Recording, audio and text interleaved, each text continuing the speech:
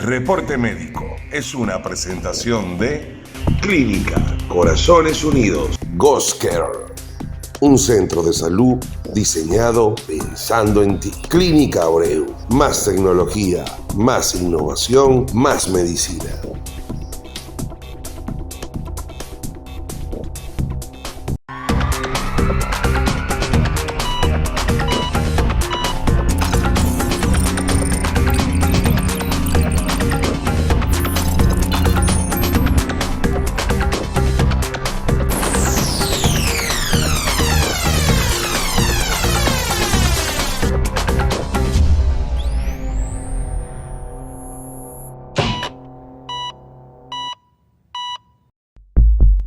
Sedimat tiene 23 años de existencia y en esa historia ha dejado una estela de hitos y cosas importantes en la historia de la salud dominicana, pero una de las que yo me siento más orgulloso ha sido nuestro rol en la pandemia.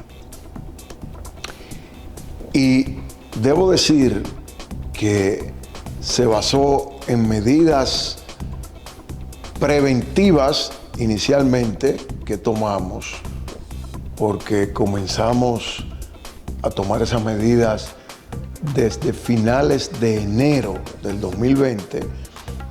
Todavía faltaba más de un mes para tener el primer caso en el país, que como ustedes recordarán fue el paciente de origen italiano el 1 de marzo del 2020, que fue un paciente que se hizo célebre no solo por ser el primero, sino porque duró varios meses que permanecía positivo.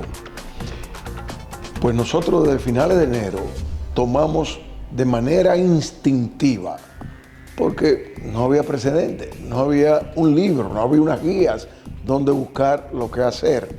Existen guías generalizadas de aislamiento y de tratar de evitar o minimizar el contagio de enfermedades contagiosas, pero el COVID era una enfermedad totalmente nueva, desconocida hasta finales del 2019 y ciertamente desconocida en el país. Entonces nosotros tomamos las principales decisiones, te las voy a nombrar.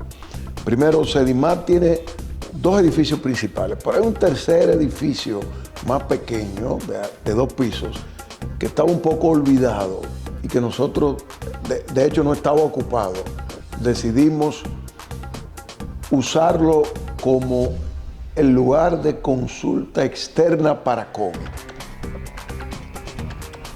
Al principio decíamos, quizás es una exageración, porque un edificio pequeño es un edificio que si se usa para COVID no se va a poder utilizar para más nada. Sobre la marcha veremos si luego hay que achicarlo. No ocurrió nada de eso, sino todo lo contrario. Nosotros disponemos de una emergencia que es de un tamaño mucho mayor que la emergencia promedio de la mayoría, por lo menos, de los centros del país. Pero además tiene una particularidad que está dividida en 2 emergencias separadas. Cada una es bastante grande. Decidimos una de las emergencias, la emergencia B o 2, será una emergencia para pacientes COVID o altamente sospechosos de COVID. También había la misma duda, no es dedicar demasiados recursos para algo que no sabemos ni siquiera si va a haber el primer paciente. Yo había sido unos años atrás el coordinador de la Comisión Nacional de Ébola en los momentos del ébola y eso nos dio un dolor de cabeza enorme y nunca hubo un paciente de ébola. Entonces todo el mundo pensaba, va a ocurrir lo mismo, algo similar a lo que ocurrió con el ébola. De todas maneras, nosotros avisorábamos que podía ser diferente. Entonces tenemos consulta externa, ambulatoria, la emergencia y qué hacemos con los pacientes que hay que internar. Nosotros disponemos en Sedimat de 5 unidades de cuidados intensivos, 2 de las cuales están en uno de los edificios. Entonces decidimos que esas 2 unidades y la mayor parte de ese edificio iba a dedicarse a pacientes COVID. Por supuesto, desarrollamos un protocolo donde había aún pacientes no COVID, porque nosotros siempre tenemos una ocupación llena o casi llena, pero desarrollamos un mecanismo que, si se van presentando, cómo vamos movilizando pacientes, y no nos iba a quedar otro recurso que disminuir los servicios que ofrecemos de otras cosas. Eso nos preocupaba porque en Sedimar se hacen algunas cosas que solo se hacen en Sedimar, en el país, procedimientos de alto nivel. Pero entonces dejamos un área para pacientes internos no críticos y dejamos 2 unidades de cuidado intensivo para pacientes críticos COVID. El 1 de marzo se presentó el primer paciente, como decíamos, en el país. Para unos días antes del primer paciente, ya el entonces presidente Danilo Medina había formado la comisión de alto nivel para el COVID, que era una comisión muy amplia que reunía más de 20 funcionarios, como decía el nombre, de alto nivel, ministros, directores generales, de ministerios y de direcciones que tenían que ver con la salud, con el transporte, con la seguridad, con la movilización, los puertos, las fronteras. Y cuando entre el 1 de marzo, en la primera quincena de marzo, se hizo evidente de que esto iba en serio, porque luego del primer paciente que ingresaron en el Hospital Ramón de Lara, se había designado oficialmente por parte del Estado inicialmente el Hospital Ramón de Lara y el Hospital de la Policía Nacional como los hospitales estatales de COVID. Y en cuestión de días se llenaron, no se daban abasto. Amén de que muchos pacientes, porque eran pacientes nuestros y de otras clínicas, no querían ir a San Isidro o a la policía porque eran pacientes de aquí. Pero hubo un momento en que ni siquiera eso jugaba un rol, sino que simplemente no había cupo, se saturaron. Entonces nosotros comenzamos a ver una enorme cantidad de pacientes ambulatorios y a tener una gran cantidad de pacientes ingresados, tanto no críticos en habitaciones normales como pacientes muy críticos en unidades de cuidados intensivos. Y al hacerse evidente y trascender ante la opinión pública que las medidas que habíamos tomado pues no resultaron exageradas, de hecho en un momento nos quedamos cortos, para serte honesto, pues supongo que eso motivó a que el entonces presidente Danilo Medina decidiera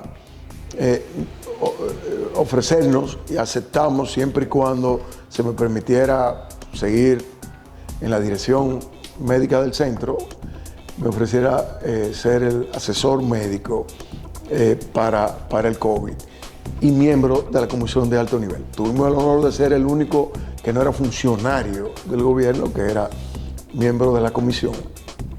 Pero la comisión, de la misma forma que nosotros trabajamos por instinto inicialmente, la comisión tenía que basarse mucho al principio en instinto.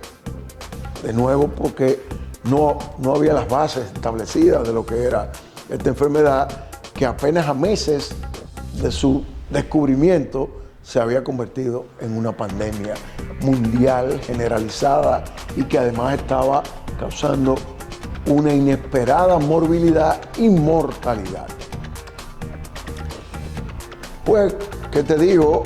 Nosotros hicimos un protocolo de COVID en un momento en que no existía un protocolo de COVID conocido oficialmente en ninguna parte del mundo.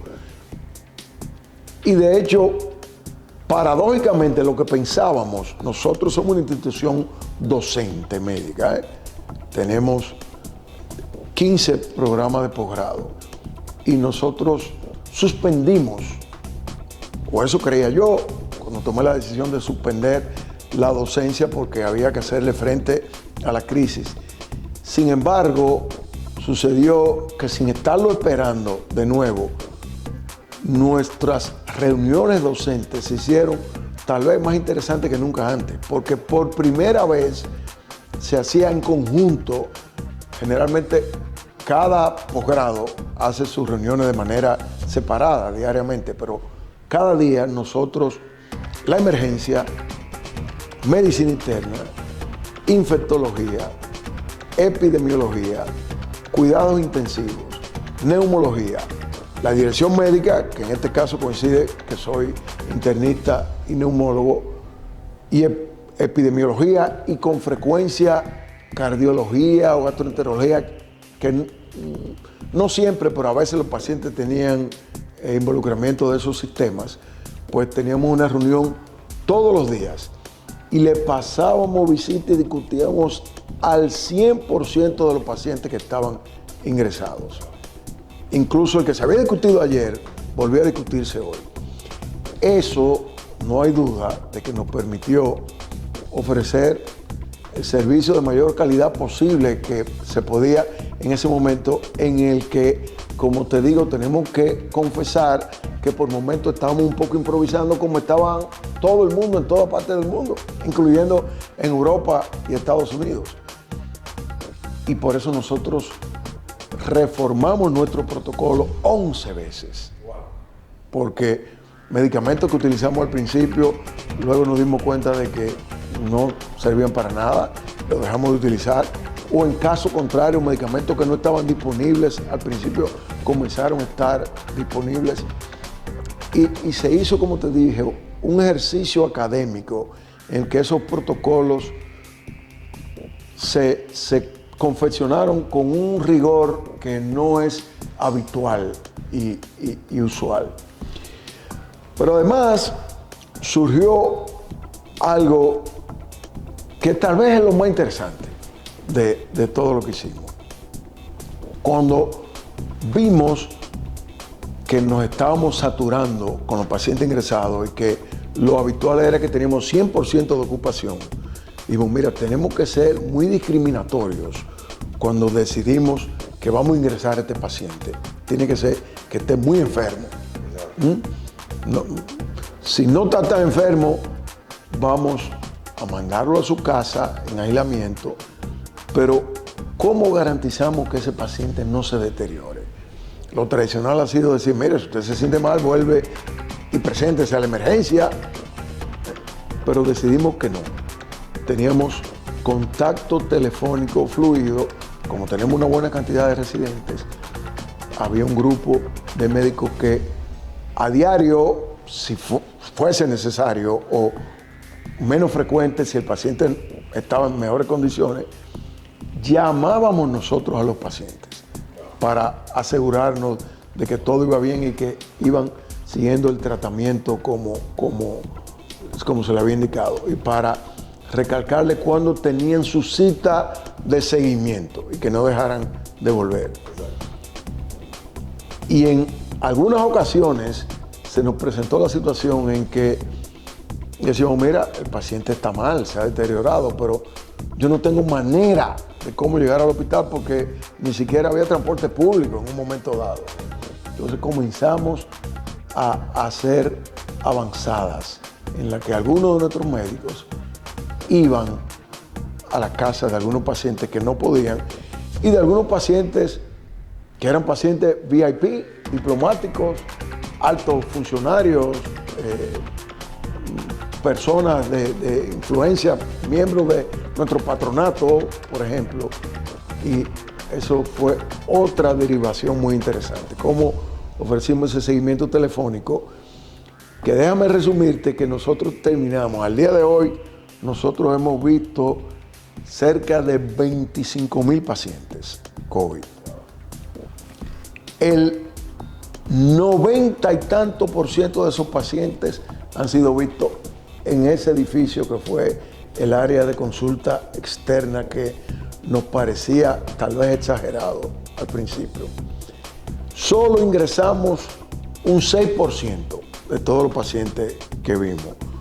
Sobre la marcha, estábamos un poco temerosos de que nuestra política agresiva de que no te ingresamos al menos que estés muy enfermo pudiera no resultar. Pero en todo este trayecto hemos tenido solamente 9 casos de 25,000 de pacientes que originalmente enviamos a su casa y que luego hubo que ingresar.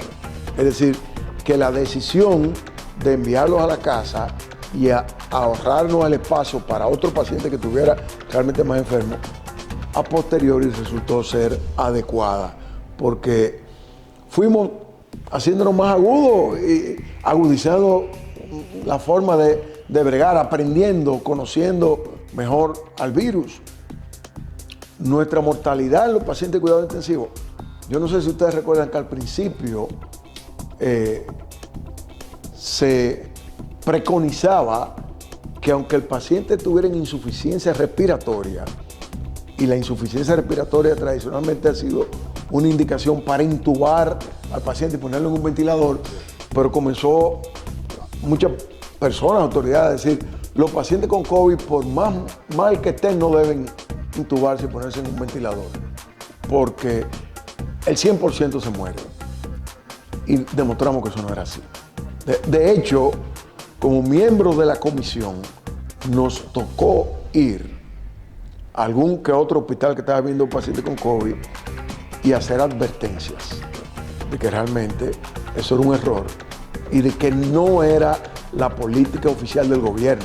En ese caso lo hicimos no como director de SEDIMAT, sino como miembro de la Comisión de Alto Nivel y por orden expresa del presidente de la República. Y realmente lo que ocurría no era que no debían intubarse y ventilarse mecánicamente los pacientes. Lo que sí está ocurriendo es que los pacientes con COVID había que hacerlo, pero basado en unos principios diferentes a lo que nosotros estábamos acostumbrados a hacer con todos los otros pacientes. Más aún, teníamos en la unidad a veces 10 pacientes con COVID en un ventilador y cada uno tenía que ser manejado con una estrategia diferente. O sea que es una enfermedad muy polimórfica, muy proteica, con presentaciones muy diversas. Y todo eso lo fuimos aprendiendo, fuimos mejorando a tal punto que de esos casi 25,000 pacientes nosotros tenemos una mortalidad de apenas 0.6% de los pacientes, la mayoría de los cuales fueron al principio. Y nos fuimos poniendo cada vez mejor a medida que iba avanzando la pandemia. Con el cambio de gobierno, nosotros, yo individualmente puse a disposición del presidente Abinader, el presidente electo, mi cargo, y él me hizo el honor de refrendarme y solicitarme que me quedara en el cargo, lo que he hecho con mucho gusto y bueno, ya en lo que ha correspondido al actual gobierno, pues primero disponemos de más materia prima en sentido general. No disponíamos de vacunas, ahora hemos dispuesto de la vacuna y la política del gobierno en cuanto a la vacuna de COVID ha sido destacada mundialmente. Pues, la agilidad del propio presidente y de la vicepresidenta, que ha jugado un rol muy importante también en lo que tiene que ver con salud. No disponíamos muy limitado en el gobierno anterior de pruebas diagnósticas. De hecho, hay un laboratorio privado que casi inicialmente solo se echó encima y hacía mucho más pruebas que la que hacía el Laboratorio Nacional de Salud Pública. Luego ya se generalizó y hoy en día es rutina que muchos de nuestros laboratorios privados hacen la prueba de COVID y otras pruebas menos importantes, las diversas modalidades de diagnosticar COVID y otras pruebas menos importantes que se derivan y que a veces es útil saber cómo están en tu paciente con COVID. Pensábamos que a esta altura hemos tenido que desmontar y montar varias veces la estructura. Nunca hemos tenido que volver a ese momento tan denso en que te dije de un edificio destinado a consulta de COVID, una emergencia destinada a consulta de COVID y otro edificio destinado a pacientes ingresados con COVID, sea en cama regular o sea en cuidado intensivo. No hemos llegado a eso, pero por el momento hemos estado cerca del peor momento. Ahora mismo tenemos una apreciable cantidad de pacientes con COVID, un promedio, reporte del Ministerio de Salud Pública, de entre 500 y 900 diarios, pero por suerte esos pacientes están requiriendo un mucho menor nivel de atención médica y aunque seguimos teniendo áreas COVID, pero con ocupación minoritaria, están ahí, no la misma cantidad de áreas, pero el problema es que cuando tú dedicas un área COVID a COVID, no puedes dividirla. Es o todo COVID o nada COVID. Eso sin duda nos ha causado perjuicios de índole económica por algún momento, porque una cama vacía es una cama vacía en un centro que se dedica a ofertar salud.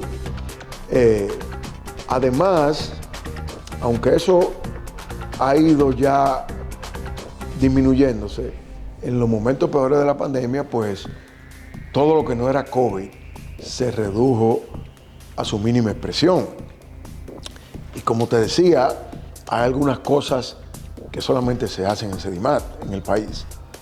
Pero aún así, para que tengan un ejemplo de cómo tuvimos que trabajar, lo que te he dicho de COVID de por sí representa una labor monumental.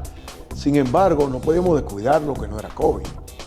Y entre enero y julio del 2020, aquí se operaron más de 200 casos de cirugía cardiovascular de niños y más de 200 casos de cirugía cardiovascular de adultos. Y quiero enfatizarte lo de los niños, porque los niños, especialmente niños de menos de un año, más frecuentemente que el adulto, necesitan una cirugía que puede significar la diferencia entre la vida y la muerte. Esos niños que nacen con cardiopatías congénitas, que nacen con problemas cardíacos. Tú sabes que nosotros tenemos dos grandes problemas de salud pública que nos ha sido muy difícil mejorar nuestras cifras, que son mortalidad materna y mortalidad infantil. En los últimos meses ha habido una disminución de mortalidad materna. La mortalidad infantil nos está haciendo más difícil. Y algo, como somos un país subdesarrollado, pensamos, ¿de qué se mueren los niños de menos de un año en un país subdesarrollado? Bueno, de desnutrición, de infecciones, de dengue, de enfermedad diarreica, de neumonía. Y sí, una gran parte se muere de ellos, pero se nos olvida que alrededor de un 20% se mueren porque nacieron con una enfermedad del corazón que necesita una intervención quirúrgica antes del primer año. Cuando te digo antes del primer año, te estoy incluyendo antes de la primera semana, a veces, de vida. Y por eso te hablo de que en pediatría una cirugía puede significar más la diferencia entre la vida y la muerte. Y por eso nosotros nos mantuvimos con los servicios de cirugía cardiovascular abierta, limitada a los casos de urgencia. Fíjate, nosotros participamos en un estudio multinacional de cirugía general en pacientes con COVID. Porque los cirujanos no querían involucrarse mucho con los pacientes con COVID. Nosotros los clínicos no hubiésemos querido, pero teníamos que hacerlo. Sobre todo si somos internistas o neumólogos, como es mi caso, y además director del centro, y si somos infectólogos, como el caso del doctor Villegas, pero si un paciente con COVID tiene una patología quirúrgica, hay que operarlo, porque no se puede dejar morir. Y nosotros tuvimos una participación muy importante en el estudio más grande que se ha publicado de pacientes que ameritaban cirugía por cualquier razón, aún estando positivos para COVID. Y también, pues, tuvimos una destacada participación en las actividades, en múltiples actividades que se hicieron online. Varias, quizás la más importante fue una realizada por el American College of Cardiology. En ese entonces, el gobernador para Latinoamérica era nuestro jefe de cardiología, el doctor César Herrera, que se hizo con los cardiólogos de Estados Unidos, basado en Houston, con el presidente de la Sociedad China de Cardiología, con el doctor Herrera, nuestro jefe de cardiología, con mi persona, con el jefe del principal hospital cardiológico de Venezuela, con el de Panamá, una gran conferencia internacional que ha sido citada frecuentemente como un aporte muy interesante a lo que estaba ocurriendo y a la creatividad que tuvimos que sacar del sombrero los países, sobre todo los países pobres, los países del tercer mundo. Y el hecho de que mantuviésemos una actividad importante de cirugía cardíaca, sobre todo cirugía cardíaca pediátrica durante la pandemia, probablemente ha jugado un rol en que te doy la primicia de que el mes que viene ya vamos a firmar un acuerdo aprobado con la Universidad de Bolonia, CEDIMAT y la Universidad de Bolonia para cirugía cardiovascular, y la Universidad de Bolonia es la universidad más vieja que existe en el mundo. O sea que eso es un enorme honor para nosotros. El primer estudio internacional que se publicó clamando la efectividad de una droga en COVID se hizo con una droga vieja que se utiliza para la malaria o para enfermedades no infecciosas, la hidroxicloroquina. No, la hidroxicloroquina primero. Un estudio que vino de Francia, y tú sabes que uno se agarra de un clavo ardiente. El estudio era un estudio bastante imperfecto, pero en ese momento como que no tenía opciones. Nosotros utilizamos por los primeros meses la hidroxicloroquina. Después algunos estudios pequeños hablaron de otro antibiótico que se utiliza para bacterias, la acitromicina. Muy usado, pero ciertamente nunca para un virus. Nosotros estuvimos durante unos meses utilizando también la acitromicina, igual que lo hicimos con la hidroxicloroquina. No llegamos a utilizar, y en eso nos destacamos, y creo que el hecho de que nosotros podamos exhibir una mortalidad tan baja y los resultados tan satisfactorios que ya te he comentado, van a favor de los estudios que han demostrado que hay ciertas drogas como la ivermectina o como la colchicina, por ejemplo, que se utilizaron mucho. Nosotros nunca utilizamos eso en CEDIMAT. De hecho, en una entrevista por televisión que me hicieron, la periodista me preguntó: ¿en cuántos pacientes ustedes han utilizado ivermectina? Y yo le dije: mírame bien. Hice así, y eso se convirtió en un meme que estaba en todas las redes sociales, yo haciendo así, poniendo 0, y no teníamos por qué cambiar. Más aún, muchos médicos estaban viendo pacientes ambulatorios con COVID, pero cuando el paciente se deterioraba, no tenían o no querían la capacidad de ingresarlos, o no tenían dónde, porque era un número limitado, y muchos de esos pacientes pues pararon aquí. Y hubo un momento en que, mira, no te exagero si te digo que hubo momentos en que el 100% de nuestros pacientes intensivos estaban siendo tratados con ivermectina antes de llegar aquí. Bastante innovadores con el uso de los anticoagulantes.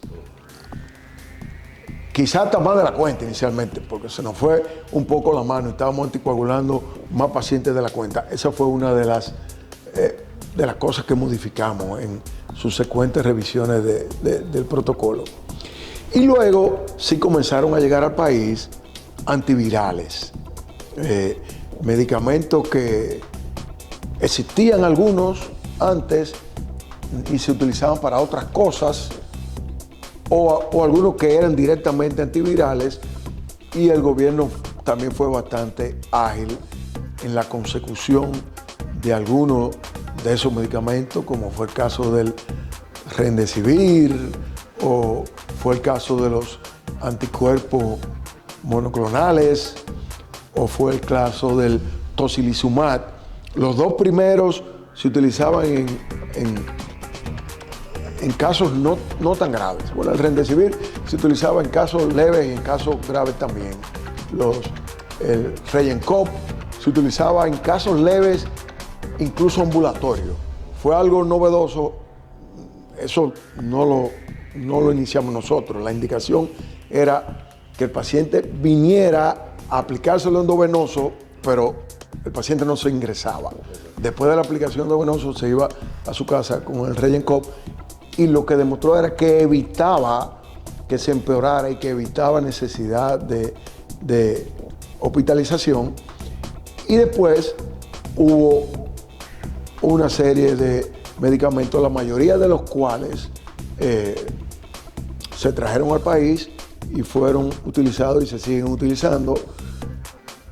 Quizás de las drogas importantes, la única que no hemos dispuesto es el Paxlovid, que es una combinación de dos drogas, una tradicional en el tratamiento de otras enfermedades y otra un poquito más novedosa que se está utilizando, pero que a nosotros honestamente y por suerte, mi impresión clínica es que no nos ha hecho tanta falta, porque como te digo, nosotros tenemos una ocupación de pacientes ingresados muy baja y tenemos de hecho una visita que ha declinado dramáticamente de los pacientes ambulatorios.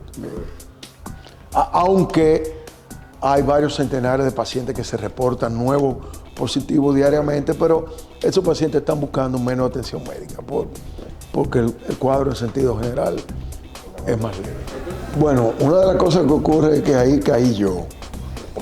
Que hasta ahora me la había logrado cruzando un poco los dedos y usando la protección del lugar. Nosotros tuvimos una enorme cantidad de médicos infectados. Fuimos un poco agresivos cuando apelamos. Yo no puedo quejarme de mis subalternos. Los médicos de Sedimat, no solamente lo que te he dicho de la parte de la creatividad, sino que se adherían a las directrices que emanaban de la dirección y se exponían, se pusieron y se enfermaron. Yo te diría que de los clínicos, de los que tenían que ver pacientes con COVID, el 95% se infectó, aun cuando utilizábamos todas las medidas del lugar. Pero con tu pregunta, es lo que te había dicho antes. Nosotros logramos, con la cooperación de los médicos, con la cooperación de las enfermeras y con la cooperación del personal paramédico, nosotros logramos establecer un mecanismo dinámico de avance y retroceso según estuviese la situación. Cuando llegó Omicron en diciembre, como tú dices, se incrementó la consulta, tuvimos que volver en lo que a consulta respecta al peor momento, que eran 3 especialistas, un internista o un neumólogo en 3 consultorios en el área que ya te he descrito, trabajando simultáneamente, dando consulta desde las 7:30 de la mañana hasta las 6 de la tarde, incluyendo sábado y domingo.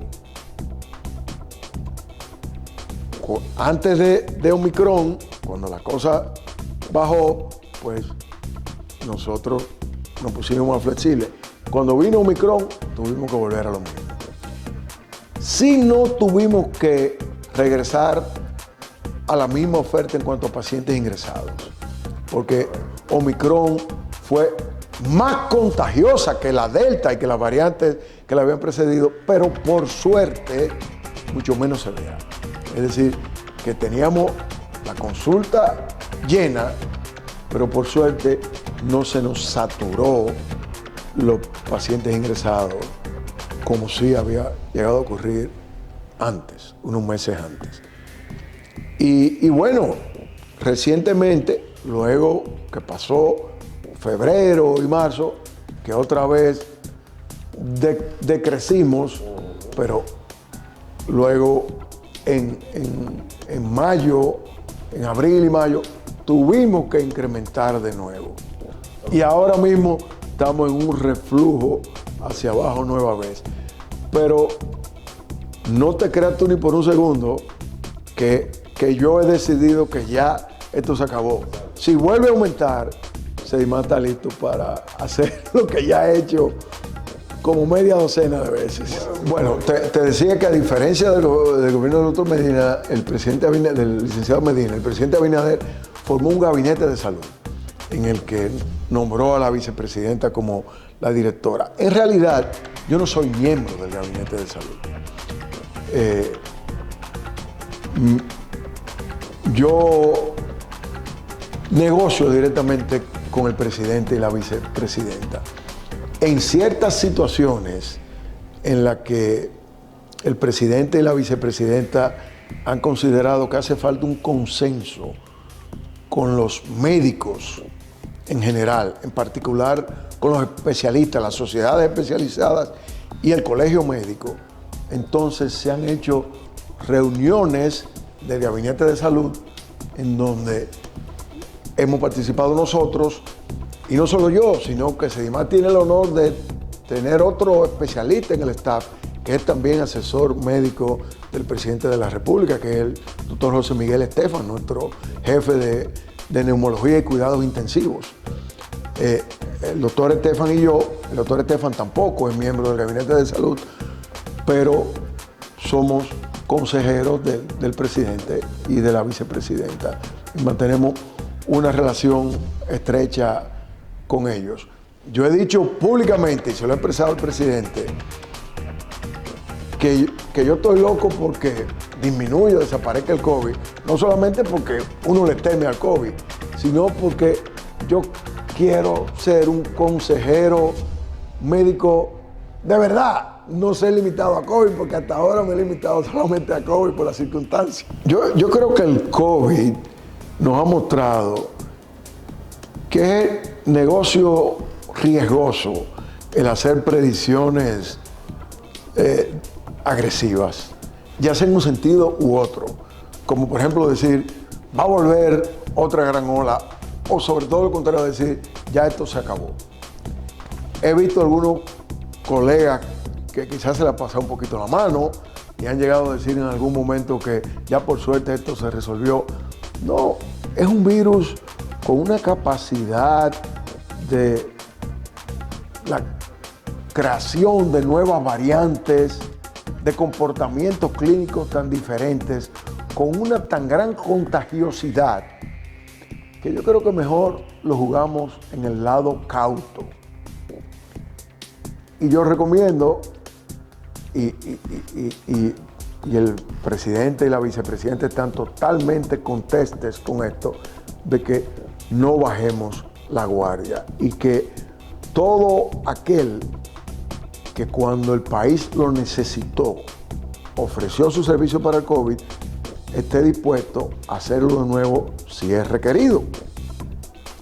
Pero al mismo tiempo tenemos la obligación de saber que existen 1 millón de cosas que no son COVID y que no podemos descuidar. Así que el ejercicio médico en este momento nos está demandando más que nunca. El COVID por sí solo representa una demanda enorme de trabajo, de conocimiento, de necesidad de actualización cotidiana. Y hay una serie de cosas no COVID que realmente siguen siendo un problema de salud en el país. El dengue, te hablé de la mortalidad infantil en general y de la cardiovascular infantil en particular. Son problemas que tenemos que resolver o por lo menos paliar. Yo había declarado, de hecho no lo declaré yo, en una entrevista que me estaba haciendo el doctor Julio Jacín, me dijo: yo creo que tú regresaste de Estados Unidos con la intención de cambiar el mundo de la salud en la República Dominicana y que se te rompieron los dientes y decidiste encerrarte en Sedimar. Y le dije: Julito, la verdad es que hay que sacarte tu comida aparte de ti, porque eso es así. Pero, o eso era así le dije a Julito, porque creo que con la visión del presidente Abinader se han renovado mis deseos de activarme en lo que es la salud colectiva de mi nación. Quiero aprovechar este momento para hacer una calurosa felicitación a Reporte Médico al cumplir su primer aniversario en nuestro país. Reporte Médico es una revista que se ha destacado por no presentar trabajos de rutina. Las entrevistas y las investigaciones que ha presentado representan altos quilates de lo que es la literatura médica en nuestro país. Así que mis más calurosas felicitaciones en su primer aniversario. Reporte Médico es una presentación de Clínica Corazones Unidos, Goscare, un centro de salud diseñado pensando en ti. Clínica Abreu, más tecnología, más innovación, más medicina.